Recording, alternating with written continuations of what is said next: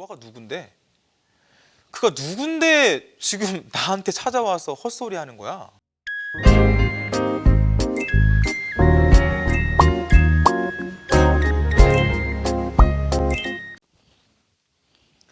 안녕하세요. 모세오경 5번째 강의 시간입니다. 지난 3번의 강의에서 창세기를 좀 빠르게 살펴봤고, 이번 주와 다음 주 이 2번의 강의를 통해서 출애굽기 살펴보도록 하겠습니다.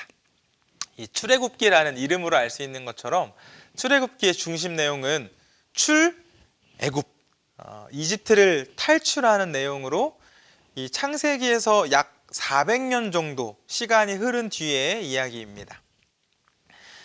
출애굽기는 총 40장으로 되어 있는 책인데, 이 장소 변화에 따라서 크게 세 부분으로 나누어서 살펴볼 수 있습니다. 먼저 1장부터 15장까지는 이 이집트에서의 종살이와 역사적인 출애굽 사건에 대한 내용이 기록되어 있고, 15장부터 18장까지는 좀 짧지만 이 출애굽한 이스라엘 민족이 홍해를 건너서 하나님의 약속을 받는 곳인 이 시내산까지 이동하는 여정이 기록되어 있습니다.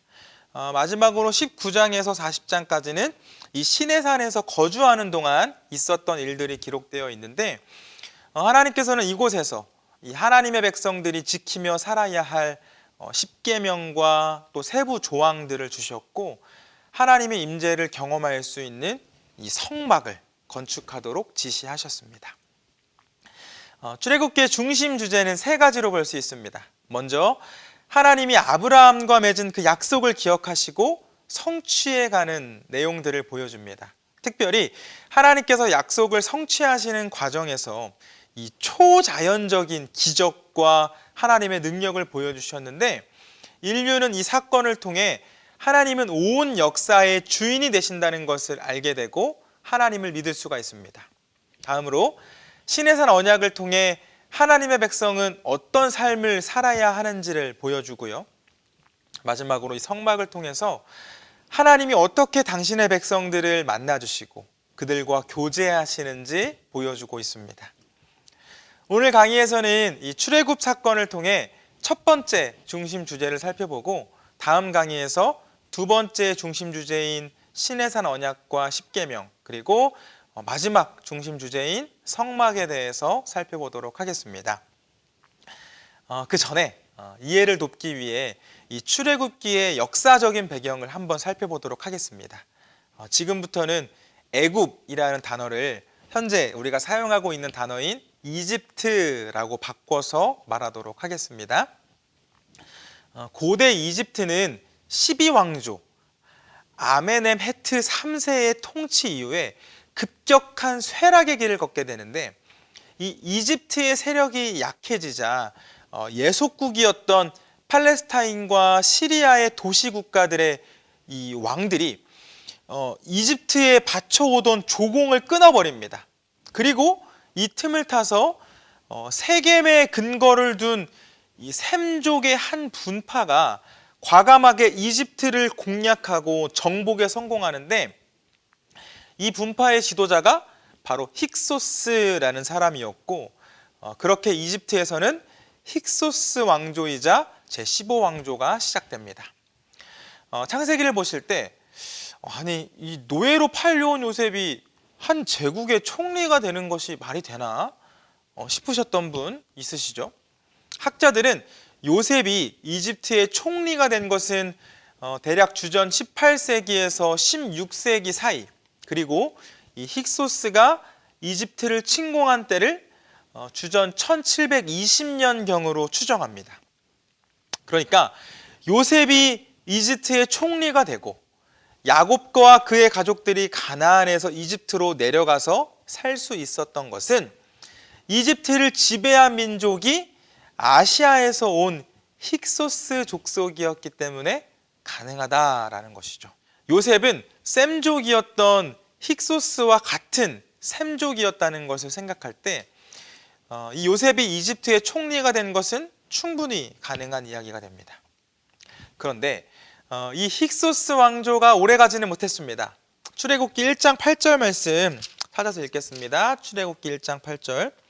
요셉을 알지 못하는 새 왕이 일어나 애굽을 다스리더니, 함께 읽은 것처럼 이 출애굽기 말씀을 읽다 보면 요셉을 알지 못하는 왕이 나오고 그때부터 이스라엘에게 고난이 찾아오죠. 힉소스에게 나라의 주도권을 빼앗긴 이 이집트의 지도자들은 힉소스 왕조에 대항해서 해방전쟁을 계속해서 시도하는데 18왕조 아흐모세 1세라는 사람이 해방전쟁에서 승리하게 되고 다시 이집트 사람들이 나라를 통치하면서 제2의 전성기를 맞게 됩니다. 그렇게 시간이 흘러서 18왕조가 끝이 나고 19왕조와 20왕조가 등장을 하는데 주전 1305년부터 1290년까지 통치했던 이 19왕조의 세티 1세가 바로 소개된 요셉을 알지 못하는 왕이었습니다. 그런데 이 왕조는 자기 땅에 사는 이 아시아인들, 특별히 셈족 사람들을 굉장히 경계했던 것으로 보입니다. 출애굽기 1장 10절입니다. 자, 우리가 그들에게 대하여 지혜롭게 하자. 두렵건대 그들이 더 많게 되면 전쟁이 일어날 때 우리 대적과 합하여 우리와 싸우고 이 땅에서 나갈까 하노라 하고. 이집트 입장에서 보면 힉소스 족속이라는 이방 민족이 자기들 나라에서 바로가 되었고 또 총리가 되었던 기억이 있기 때문에 이 힉소스 족속과 히브리인들이 힘을 합쳐서 다시 자신들의 그런 왕권을 빼앗을 수 있다고 생각했을 것입니다. 또 그때는 하나님께서 이 아브라함과 하신 약속을 성취하셔서 히브리인들은 큰 민족이 되어 있는 상태였기 때문에 이집트인들이 두려움을 느끼는 것은 당연합니다. 때문에 이 세티 1세는 수도를 옮겨서 아시아인들을 좀 경계했고 히브리인들을 억압하는 정책을 노골적으로 펼치기 시작합니다. 그 정책은 우리도 너무나 잘 알고 있는 정책이죠. 먼저는 히브리 민족을 학대하고 무거운 노역을 시키는 정책을 펼칩니다. 출애굽기 1장 11절입니다. 감독들을 그들 위에 세우고 그들에게 무거운 짐을 지워 괴롭게 하여 그들에게 바로를 위하여 국고성 비돔과 라암셋을 건축하게 하니라. 여기서 비돔은 태양신 아툼의 집, 태양신이었던 아툼의 집이라는 뜻을 갖고 있고 라암셋은 수도를 뜻하는데 그러니까 이집트는 이 자신들의 힘을 좀 강화하고 히브리인들의 힘을 약화시키기 위해서 자신들의 수도와 그리고 우상을 섬기는 그런 신전을 만드는데 이런 노동 인력으로 동원을 합니다. 이 무거운 노역으로 인해서 힘을 잃고 또 희망도 잃어서 자녀들을 낳지 않게 될 것을 기대한 것이죠. 그런데 웬일인지 이 히브리 민족들의 수는 줄어들지 않고 점점 더 많아집니다. 12절입니다. 그러나 학대를 받을수록 더욱 번성하여 퍼져가니 애굽 사람이 이스라엘 자손으로 말미암아 근심하여. 히브리인들은 계속해서 번성해 갔습니다. 왜 그렇죠? 자녀들을 낳아서 자신들의 힘을 키우는 것밖에는 할 수 있는 게 아무것도 없다라고 생각했기 때문입니다. 자녀들을 낳지 못하도록 정책을 펼쳤는데 오히려 역으로 자녀들을 더 많이 낳았다는 것이죠. 그러자 지도부에서는 더 강한 정책을 펼치는데 산파들을 통해서 태어나는 남아들을 모두 죽이라는 명령을 내립니다. 16절입니다. 이르되 너희는 히브리 여인을 위하여 해산을 도울 때에 그 자리를 살펴서 아들이거든 그를 죽이고 딸이거든 살려두라. 굉장히 무섭고 잔인한 정책이었습니다. 나라를 잃을 뻔했던, 아니 한 번 잃었었죠. 그런 이집트의 지도자들은 다시 한번 그 아픈 과거를 되풀이하지 않기 위해서 끔찍한 정책을 펼칩니다. 하지만 이번에도 실패하죠. 산파들은 하나님을 경외하는 자들이었기 때문에 이 남아들을 죽이지 않았고 히브리인들이 건강해서 우리가 도착하기도 전에 아기를 벌써 낳아버렸습니다. 그 태어난 아기를 어떻게 죽입니까? 라고 거짓말을 합니다. 문제는 이 두 번의 정책 실패를 겪은 이집트의 지도부는 여기서 그만둘 생각이 없었다라는 것이겠죠. 보다 더 끔찍한 정책을 펼치는데 이미 태어나도 상관없다. 남자아이들 모두 죽이라는 명령을 내립니다. 22절입니다. 그러므로 바로가 그의 모든 백성에게 명령하여 이르되 아들이 태어나거든 너희는 그를 나일강에 던지고 딸이거든 살려두라 하였더라. 나일강에 던지라는 것, 죽이라는 거죠. 이들에게 이제는 희망이 없어 보입니다. 강한 노동 속에서는 자녀를 낳아서 힘을 키우려고 했고, 또 태어나는 나마를 죽이라는 명령은 하나님을 경외하는 자들로 인해서 그런 위기를 극복했지만, 남자아이를 그냥 모두 다 죽이라는 명령 앞에 히브리 민족은 절망에 빠져버리고 말았습니다. 그리고 이때 우리가 잘 아는 그 한 사람, 바로 모세가 태어납니다. 모세 역시 태어나자마자 죽을 운명에 처했습니다. 모세의 어머니도 어떻게든 이 아들을 살리고 싶었지만 방법이 없었고, 결국 모세를 갈대 상자에 넣어서 나일강에 두게 됩니다. 나일강 이 갈대 사이에 두게 되죠. 갈대 상자가 이 아들의 생명을 지켜줄 수는 없다는 것을 알았기 때문에 그 갈대 상자를 놓으면서, 모세가 담긴 갈대 상자를 놓으면서 하염없이 눈물을 흘렸겠죠. 그런데 여러분, 여기 이 갈대 상자로 번역된 단어는 이스라엘 말로 테바라는 단어가 사용되었는데, 테바는 구약 성경에 딱 2번만 등장하는 단어입니다. 먼저는 노아의 방주 때 사용되었죠. 여러분, 이 노아의 방주와 모세의 갈대 상자, 이 둘 사이에는 공통점이 있는데 바로 운전대가 없다는 것입니다. 테바 안에 있는 생명은 오직 하나님께서만 책임지실 수 있습니다. 자기 힘으로 할 수 있는 것은 아무것도 없죠. 잠언 16장 9절 말씀 읽어드립니다. 사람이 마음으로 자기의 길을 계획할지라도 그의 걸음을 인도하시는 이는 여호와시니라. 운전대를 내가 쥐고 조정하려고 하는 인생은 어떻게 보면 불안한 인생입니다. 앞날을 미리 알 수 없기 때문이겠죠. 그러나 하나님께 모든 것을 내어 맡길 때, 곧 내 안에 하나님에 대한 분명한 믿음이 있을 때 우리는 하나님의 은혜로 더 안전할 수 있다는 것을 기억하시길 바랍니다. 출애굽기로 돌아와서 이 테바에 있던 모세는 때마침 목욕을 하기 위해 나온 바로의 딸에게 발견되었고, 그러니까 이집트의 공주에게 발견이 된 거죠.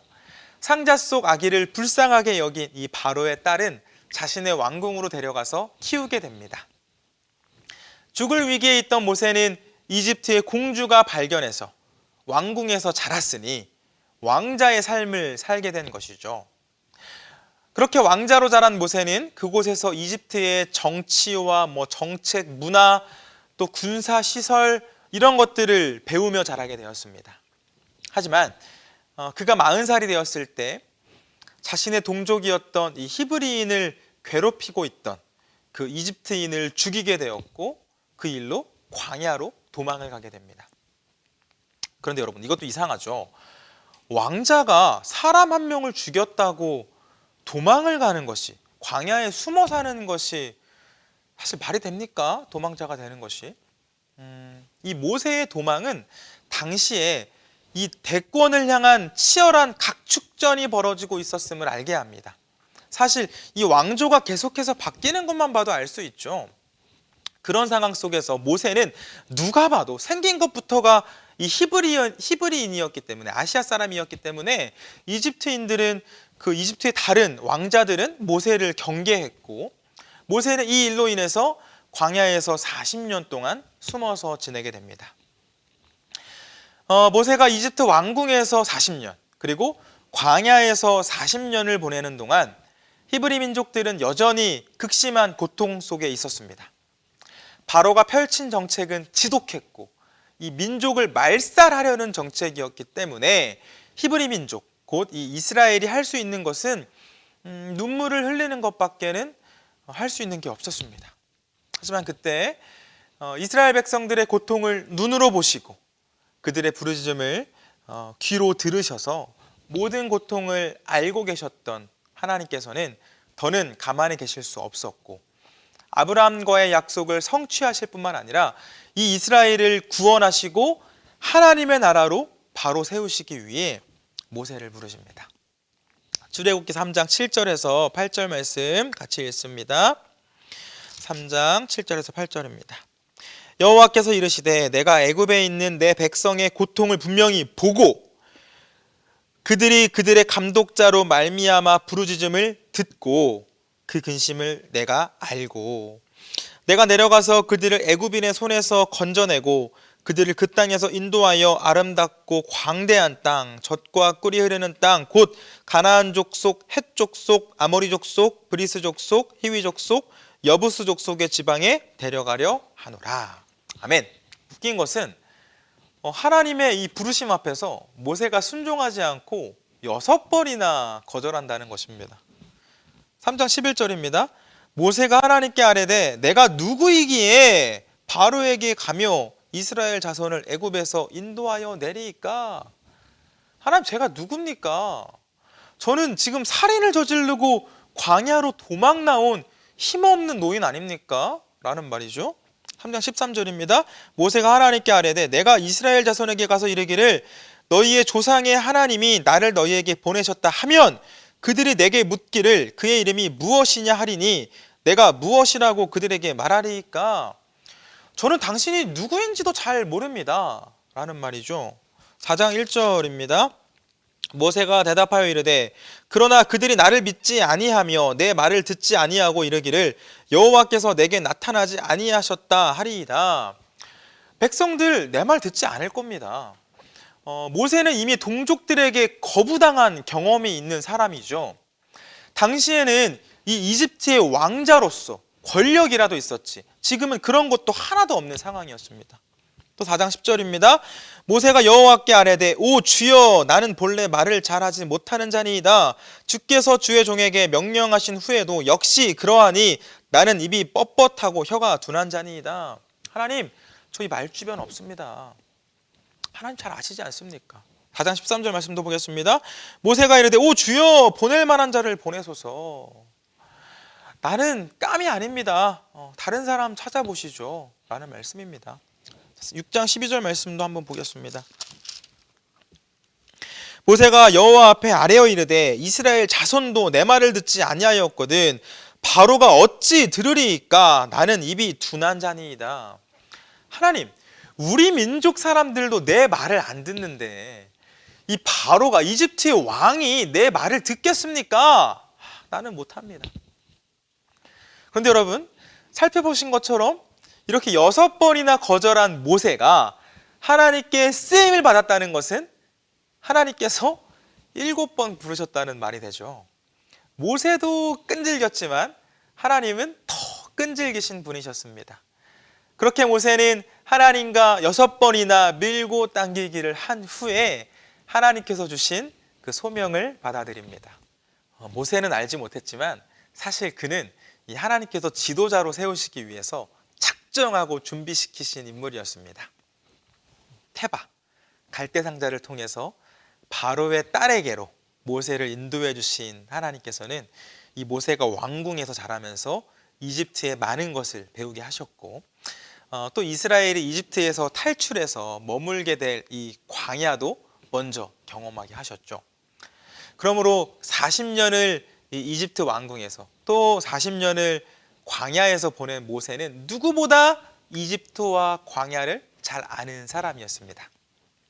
그리고 이제 그 모세가 하나님의 말씀에 순종하여 바로를 찾아갔고 그 둘의 한판 전쟁이 펼쳐집니다. 그런데 이 모세와 바로의 이야기를 좀 하기 전에 먼저 모세를 부르시고 이스라엘을 구원하시는 하나님에 대해서 잠깐 살펴보도록 하겠습니다. 우리 창세기 말씀을 통해서 충분히 살펴봤지만 출애굽기에 보면 하나님께서 당신을 스스로 소개하는 장면이 나오는데요. 3장 13절에서 이 모세가 하나님께 당신을 누구라고 제가 소개해야 됩니까? 라고 물었었죠. 그때 하나님께서 대답해 주시는데 3장 14절 말씀 읽겠습니다. 하나님이 모세에게 이르시되 나는 스스로 있는 자이니라. 또 이르시되 너는 이스라엘 자손에게 이같이 이르기를 스스로 있는 자가 나를 너희에게 보내셨다 하라. 아멘. 하나님께서 대답하셨습니다. 나는 스스로 있는 자야. 이 말을 원어로 읽으면 에흐예 아쉐르 에흐예라고 읽을 수 있는데 이 에흐예 아쉐르 에흐예를 영어로 번역하면 I am who I am 됩니다. 그래서 우리가 보는 이 또 다른 번역본인 표준 세번역 성경에는 나는 곧 나다라고 번역해 놓았습니다. 여러분, 누군가에게 당신 누구십니까? 당신 소개를 좀 해주십시오 라고 물었을 때 나는 곧 나입니다 라고 대답한다면 굉장히 황당하겠죠. 이 말장난하는 것처럼 느껴지지 않겠습니까? 하지만 이 하나님의 말씀은 자신감을 표현하신 말씀이었던 것 같습니다. 나는 나야. 이 설명할 필요가 없다는 것이죠. 하나님께서는 모든 것의 근원이 되시는 창조주이며 이 땅에 있는 이 모든 것은 하나님의 피조물이기 때문에 하나님과 비교할 만한 대상들이 없습니다. 견줄 만한 존재가 없죠. 창조주인 하나님께서는 이 피조물이며 유한한 우리가 다 이해할 수 없는 무한하신 분이기 때문에 우리는 하나님께서 계시해 주시는 정도만 알 수 있고, 그래서 하나님께서는 나는 나야 라고 말씀하신 것입니다. 여러분, 하나님께서 보여주시는 이 수많은 계시 앞에서 하나님을 하나님으로 알고 믿는 사람은 하나님의 인도하심을 받습니다. 하지만 하나님께서 아무리 많이 계시를 해주셔도 하나님을 인정하지 않는 인생은 망하게 되죠. 지금부터 살펴볼 이야기는 하나님을 하나님으로 알고 믿는 사람과 하나님을 인정하지 않고 이 완악한 마음을 유지한 사람의 그 인생의 결과가 어떻게 달라지는지를 보여줍니다. 모세는 이 이집트의 바로를 찾아가서 하나님의 백성을 내보내라고 7번이나 선포하는데요. 5장 1절입니다. 그 후에 모세와 아론이 바로에게 가서 이르되 이스라엘의 하나님 여호와께서 이렇게 말씀하시기를 내 백성을 보내라. 그러면 그들이 광야에서 내 앞에 절기를 지킬 것이니라 하셨나이다. 하지만 바로는 이 말을 듣지 않죠. 5장 2절입니다. 바로가 이르되 여호와가 누구이기에 내가 그의 목소리를 듣고 이스라엘을 보내겠느냐? 나는 여호와를 알지 못하니 이스라엘을 보내지 아니하리라. 바로가 대답합니다. 여호와가 누군데? 그가 누군데 지금 나한테 찾아와서 헛소리 하는 거야? 모세를 통한 이 하나님의 명령을 거부한 바로에게 하나님께서는 당신이 누구이신지 철저하게 가르쳐 주시는데요. 앞에서 말씀드린 것처럼 성경은 이 모세와 바로의 한판 전쟁을 보여주는데 사실 이 전쟁은 모세를 대행자로 세운 하나님 나라와 바로로 대표되는 사탄의 왕국이라는 이 두 진영의 힘의 대결이었습니다. 영적 전쟁이었다는 것이죠. 하나님께서는 10가지의 재앙을 이집트에 보내시는데 이 10가지의 재앙은 이스라엘 하나님께서 이 이집트에서 섬기는 우상을 공격하신 사건이었습니다. 이집트는 이 우상 숭배의 나라이었고 온갖 잡신들이 숭배를 받는 문화권이었습니다. 그런데 하나님께서는 당신을 스스로 드러내시는 방법으로 이 이집트인들이 신처럼 여기는 우상들을 공격하셨고 그들을 사용하셨습니다. 첫 번째 재앙은 나일강이 피로 변하는 재앙이었습니다. 여러분, 나일강은 생명의 젖줄이었기 때문에 농사와 경제의 신으로 숭배되고 있었습니다. 하지만 하나님께서는 이 첫 번째 우상 나일강을 치시며 물을 피로 바꾸셨고 그렇게 나일강에 살던 생물들은 다 죽어서 이집트인들에게 큰 피해를 끼쳤습니다. 두 번째 재앙은 개구리 재앙이었죠. 개구리는 헥트라는 이름으로 다산의 신으로 숭배되었던 여신이었습니다. 우상이었습니다. 이집트 사람들은 이 개구리 형상을 크게 만들어서 여신으로 섬겼는데 하나님께서는 이 개구리를 쓰셔서 이집트인들을 심판하셨죠. 세 번째 재앙은 이의 재앙이었습니다. 이의 재앙. 온 땅의 티끌이, 온 땅의 흙이, 먼지가 이가 되는 재앙이었는데 그들은 이 세브라는 이름으로 땅의 신, 흙의 신을 섬기고 있었습니다. 이집트인들은 이 흙에 생명과 풍요가 있다고 믿고 그 흙을 섬겼는데 하나님께서는 그들이 신처럼 여기는 이 흙을 심판의 도구로 활용하신 거죠. 네 번째 재앙은 파리 재앙이었습니다. 이집트인들은 치유의 신이라고 이 파리 대왕을 섬겼는데 신약 성경에 나오는 바알세불 이 같은 단어를 씁니다. 바알세불. 하지만 그 우상이 이집트인을 치료해 줄 수는 없었죠. 자신을 치료해 줄 것이라고 믿었던 신이 오히려 고통을 가져오는 어떤 그런 혐오의 대상이 되어버렸습니다. 다섯 번째 재앙은 돌림병 재앙이었습니다. 저는 여섯 번째 재앙과 좀 구분하기 위해서 다섯 번째 재앙을 동물 전염병이라고 부릅니다. 이집트에는 수소와 암소의 신 아피스와 하도르가 있었습니다. 소에도 신격화해서 이름을 붙였다는 거죠. 나중에 이집트를 탈출한 이스라엘이 광야에서 금송아지를 섬기지 않습니까? 다 이집트에서 배운 것인데, 그런데 하나님의 권능 앞에는 이 모든 것이 헛것이었습니다. 그들이 신처럼 여기던 것들이 모두 픽픽픽 쓰러지고 말았습니다. 여섯 번째 재앙은 악성 종기 재앙인데 다섯 번째 재앙과 구분하기 위해서 사람 전염병으로 저는 부릅니다. 그러니까 다섯 번째 재앙은 동물 전염병, 여섯 번째는 사람 전염병. 사람의 생명을 위협한 첫 번째 재앙이었죠. 하나님께서는 모세에게 이 화덕의 재를 두 움큼 가지고 가서 바로의 눈앞에서 날리라고 명령하셨는데, 여기서 나오는 이 화덕은 이집트의 신이었던 튀폰이라는 신에게 제물을 드리는 이 제단으로 사용된 공간이었습니다. 그러니까 그들의 신 이 튀폰도 이집트를 지켜줄 수는 없었다라는 것이 되죠.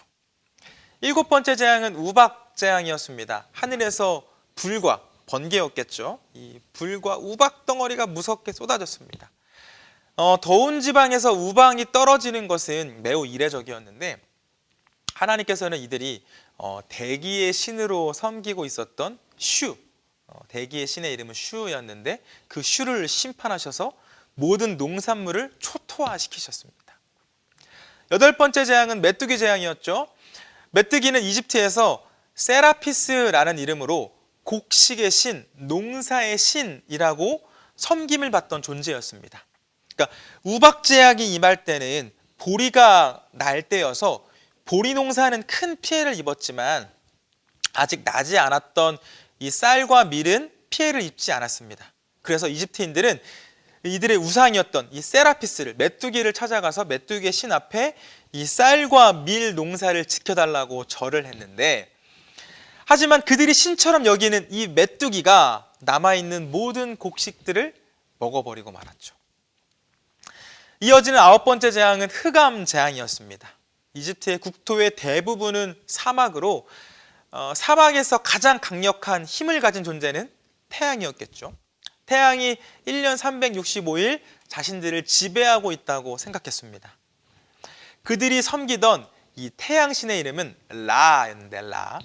이집트인들은 이 라라는 신을 최고의 신으로 여겼습니다. 주신, 주인된 신으로 여겼습니다. 하지만 결과가 어땠습니까? 태양신이 이들을 구해 주었나요?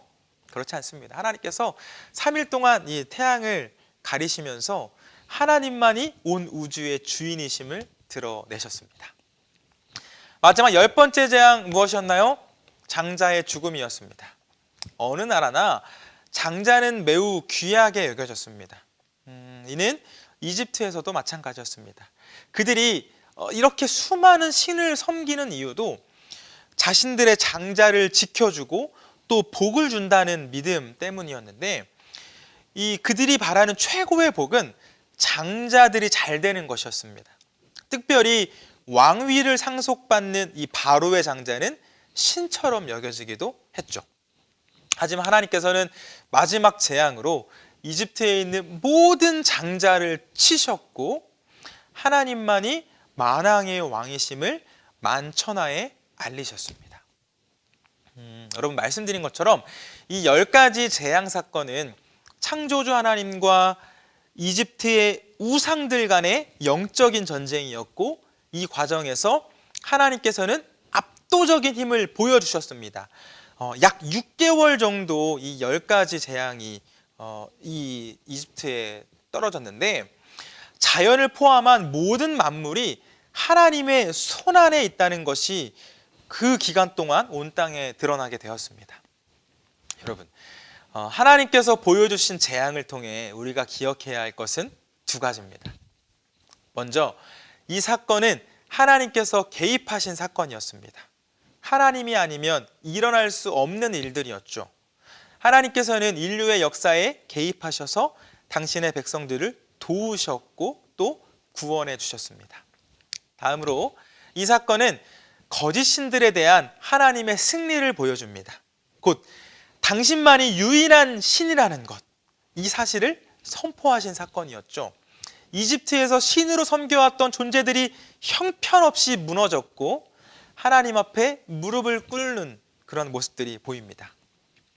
여러분, 하나님을 하나님으로 믿고 따르는 사람들은 하나님의 도움을 받고 구원을 얻습니다. 하지만 하나님을 인정하지 않는 자는 끔찍한 결말을 맞게 됩니다. 이스라엘은 그렇게 하나님의 도우심으로 이집트를 탈출하게 됩니다. 이스라엘의 힘이 아니었죠. 그들은 연약했고 할 수 있는 것이 아무것도 없었지만, 눈물 흘리는 것밖에 없었지만 하나님의 도움으로 이집트를 탈출하게 되었습니다. 저희들 잊지 말아야 할 것은 하나님의 도우심은 여기서 끝나지 않았다는 것입니다. 그들이 하나님을 만나고 이 약속을 받는 그 시내산으로 갈 때까지, 아니 사실 그 이후에도 하나님께서는 계속해서 함께 해주셨는데, 이 구름 기둥과 불 기둥으로 낮의 더위와 밤의 추위에서 지켜주셨고, 이집트의 군대가 추격해서 올 때는 홍해 바다를 가르셔서 이스라엘 백성들을 구원시켜 주셨습니다. 또 음식을 구하기 어려운 광야에서는 만나와 메추라기로 이스라엘을 먹여주시고 지켜주셨죠. 이제 오늘 강의 정리합니다. 창세기 마지막 강의에서 아브라함, 이삭, 야곱, 요셉을 살펴보았는데, 이제는 한 민족이 태동이 되었고 하나님께서는 이 민족을 통해서 하나님 나라 백성의 삶을 보여주십니다. 다음 강의에서 살펴보겠지만 하나님께서는 이 민족이 예표가 되는 하나님의 나라로 바로 설 수 있도록 이 하나님 나라 백성이 살아야 할 그런 삶의 지침들, 규칙들을 주시고 또 이 백성들을 만나 주실 성막을 짓도록 하셨습니다.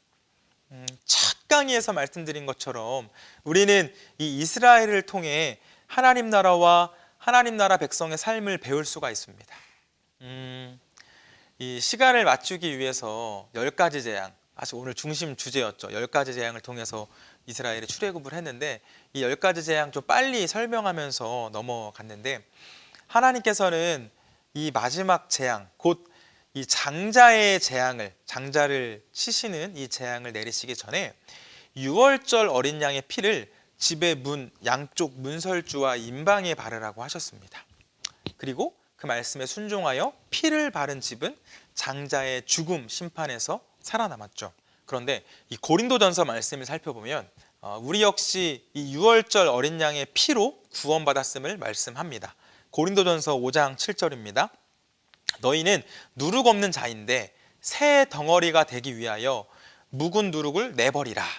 우리의 6월절 어린 양 곧 그리스도께서 희생되셨느니라. 구약의 이스라엘에게는 어린 양이 필요했고 신약의 이스라엘에게는 예수님이 필요합니다.